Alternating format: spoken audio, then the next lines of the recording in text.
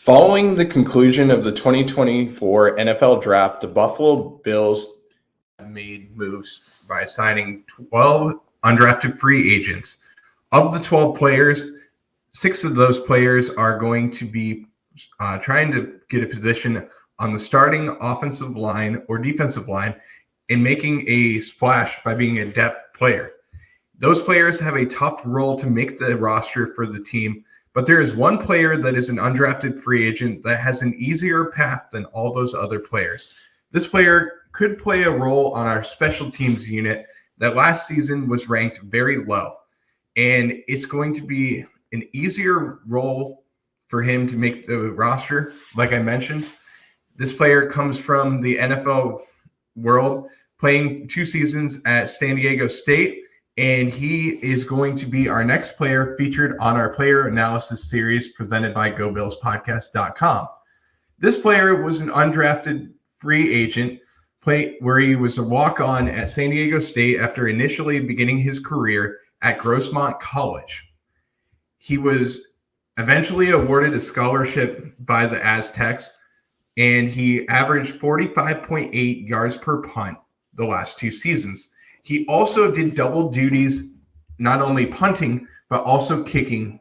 Can you guess who this player is? He is going to be our next player featured on our player analysis series presented by GoBillsPodcast.com. We will talk about him more right after we hit our intro.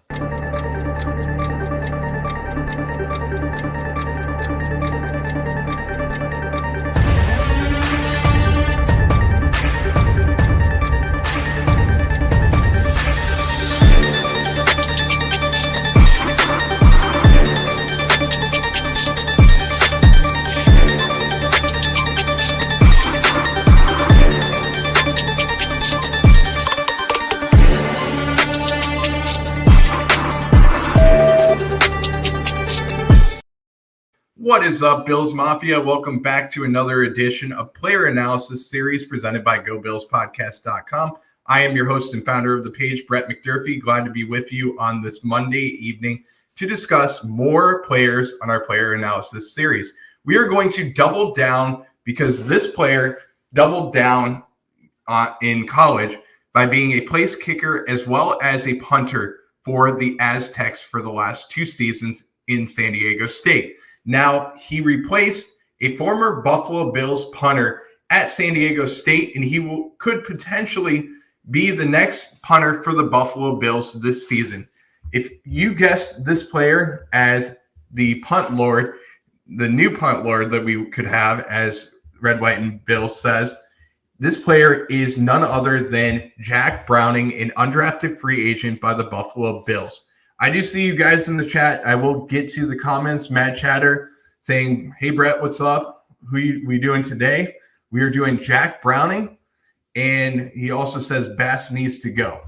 Now, this is the player that when I was looking at the player analysis series that we were going to run around with, I was thinking about these players and who of the undrafted free agents could make the roster for the team. And I think that the easiest path for a spot on the roster comes down to none other than the special teams role, because the 6 undrafted free agents that we have signed of the 12, this one has the easiest path to the roster because all he has to do is beat out Sam Martin. Now, the one issue that arises from none other than this player and Jack Browning is that he doesn't have the experience as a holder compared to Sam Martin. So it's going to be important for Matthew Smiley to get him under the ropes of getting ready to hold for Tyler Bass. Now, if he can do that, then he is probably going to make the roster, and he just has to compete with Sam Martin and showcase that he can do a better job than Sam Martin can. So let's get to know this player and Jack Browning. Browning has a 45.4 yards per punt average in college. He also had 17 of 21 field goals. He is 22 years old, making 28 out of 28 of his point afters attempts last season for the Aztecs. He is 5'11", 190 pounds. He has a salary cap hit of $1.5 million, which I do believe is wrong. So I apologize about that. I will get the right number for you guys. So that is correct. But I do not believe he has a salary cap hit of that number. So just bear with me 1 second. I will get you that number corrected. His salary cap hit this season is $798,000. So I do apologize about that number being wrong. It needs to be corrected on the screen. So let's get to know this player and how he can save the Bills some money this season by being the starting punter, and maybe even if Tyler Bass is struggling, could compete for the kicking role for the team. He was a 2023 captain for the Aztecs as well. He also was a second team All Mountain West punter. 2023, he was awarded the Captain's Award for San Diego State. He also has in 2022 was voted Pro Football Focus's All-American second team. In 2022, also was awarded the honorable mention of College Football Network's All-American. In 2022, Mountain West Special Teams Player of the Year. 2022, First Team All-Mountain West, as well as 2022 Mountain West Fall All-Academic Team. He, in 2022, again, was voted the most valuable special teams player by San Diego State and Mountain West Special Teams Player of the Week multiple times in 2022. Now, some of the cons for him is that he only has 2 years of college experience. He previously was with Grossmont College, but not a lot of experience, but that translates to being very healthy, number one, so that could help him as well. And his leg could stay in good shape. He also did not play against high talent in the Mountain West, so that does hurt him a little bit in terms of his stock. He has a tough road to making the roster because it's so difficult. He has to beat out one player, and that's difficult to do compared to all these other players that are going to compete against more depth pieces where there's 5 to 6 players that can make the roster at that position. It's pretty much one guy is going to be the starting punter, and the other guy is not going to make the roster. He has not kicked in a cold weather game / stadium situation, so that does hurt him a little bit more. And he can sometimes be inconsistent. Now, the videos that I will show you are going to be videos that in a game where the consistency was there from Browning, and I want to move into these videos because this is one game that he had where he punted 6 times in this game. Now, these are in order, chronological order, from the start of the game to the end of the game, and of these punts, most of them landed inside this 20-yard line, which was very low for the Buffalo Bills over the last few seasons. Before I get into that, I want to go into a little bit more knowledge about this player, and I'm going to refer to my notes here as I'm reading them off to you guys so that you understand a little bit more about Browning. He averaged 45.8 yards per punt in the last 2 seasons. He had 122 total punts, placing 50 of those punts inside the 20-yard line. 35 of those punts traveled beyond 50 yards plus, 41 of those punts resulting in a fair catch, and 9 of them resulting in touchbacks. Like I mentioned, he played double duty as San Diego State's place kicker over the past 2 years. He possesses a powerful leg, setting a Mountain West record conference long field goal at 61 yards against Air Force in 2023. Browning also converted 35 of 47 field goals attempts, 53 of 53 extra point attempts, and Browning was awarded the second team All-Mountain West selection. The Bills announced the signing of Browning with a designation of punter after the 2024 NFL draft, so the indications are that he will not be competing with Tyler Bass for the kicking position. He will be competing with Sam Martin for the punting role.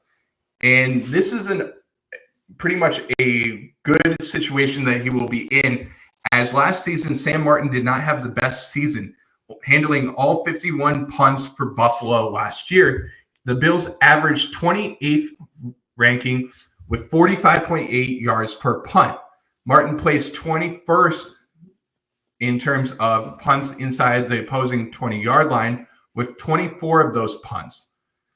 He also only had 17 fair catches all season long.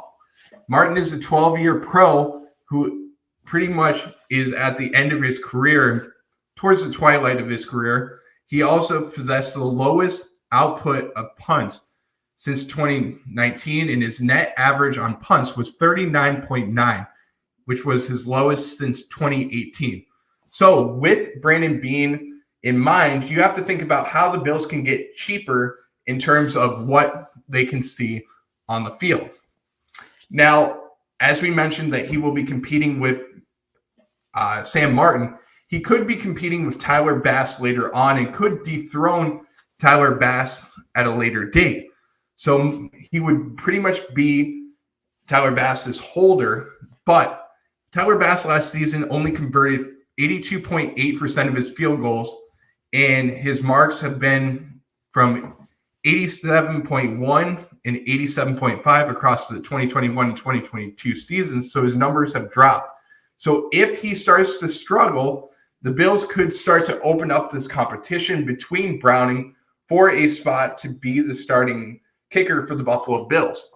And I also expect the Bills to make a decision on whether or not he will be taking kickoff duties in maybe the second half of the preseason games for the Bills as the season begins later on. So this could be just a camp battle that he's having with Sam Martin, but think about what the role of the Bills is currently and where the team lies in terms of the salary cap. And I will get to Sam Martin's contract as well. Sam Martin currently is making $2.1 million.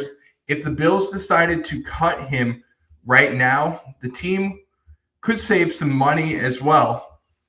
And that would pretty much save the team a little more than, let me just get the number here. They would save about $1.5 million if they did cut Sam Martin at the end of the preseason. So a savings of they would lose $600,000. So gaining about another $1 million to utilize towards another player on the roster could happen. But let's get into some of the videos that we do have here. And I want to show you guys these punts that he had in this game. 6 punts in total that he had. Check out the first one here that he had, pinning the team inside the 20-yard line.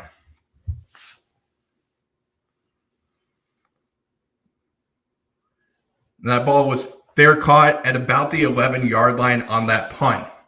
Here's the second punt that you will see from Jack Browning. Check out this one and watch the special teams job by the players on San Diego State, pinning that ball right at the 5-yard line on that punt. Here's the third one here that you will see. Another good punt on that one. I will show it again. I do apologize. Let me try it one more time. That was sped up a little bit more. So it was pinned right at about the 2-yard line on that punt.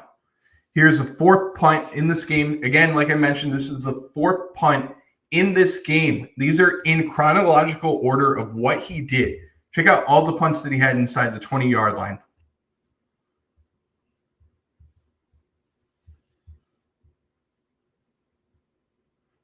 Now that one was pinned at the 1-yard line on that punt. Excellent job by not only Browning, but also the Gunners to get down the field and pin that ball at the 1-yard line. This next punt, this is the fifth one that he had in the game. Check out this doozy.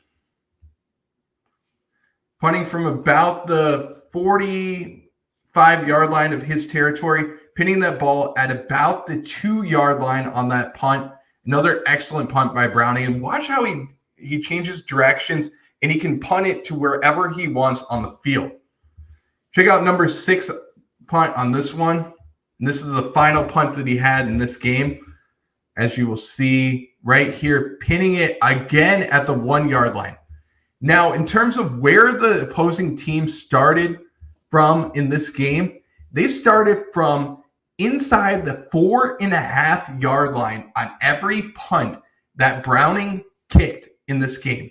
That was the average punt that he had. Excellent numbers from him. And if he can continue this in training camp and in the preseason, then I expect him to be the starting punter come week 1 for the Buffalo Bills. The last punt that I will show you, this one's actually not a punt. And this play reminds me so much of a former Buffalo Bills punter that did this play in the Pro Bowl and got absolutely lit up by Sean Taylor. And rest in peace, Sean Taylor, an excellent safety for the Washington Redskins. This play is exactly what you want to see out of your punter on a 26-yard run that he had on this play. Check it out, guys. Browning running down the field, getting the first down here and moving the ball inside the opposing territory.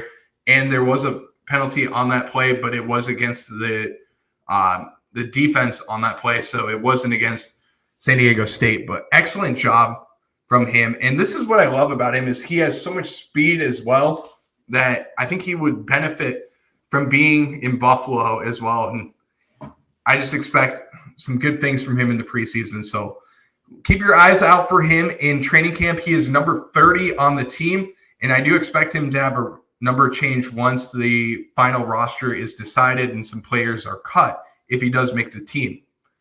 Don't forget to like, subscribe, and follow us on social media. You can find us on all social media platforms.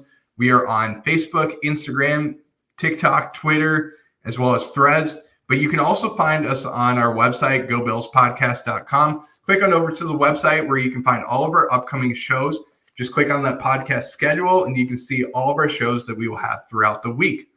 And also don't forget that we will be on other platforms this week, including the Red, White, and Bills, as well as the Nickel City Mafia this week as well. This has been the Go Bills podcast and player analysis series. We will see you again later on tonight at 8:45 Eastern Standard Time for our second video. And this is in honor of Jack Browning, who did double duties in college. We are going to do double duties and give you 2 shows for the price of 1 today.